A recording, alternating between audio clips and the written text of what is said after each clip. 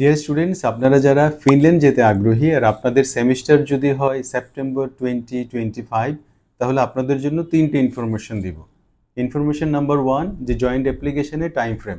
এটা শুরু হবে জানুয়ারির 8 তারিখ থেকে জানুয়ারির 2022, জানুয়ারি 22nd, 22 তারিখ পর্যন্ত। আর সেকেন্ড হচ্ছে অ্যাপ্লিকেশন ফিজ। আসলে একটা সময় পর্যন্ত কোনো অ্যাপ্লিকেশন ফিজই ছিল না, 6টা ইউনিভার্সিটিতে অ্যাপ্লাই করা যেত।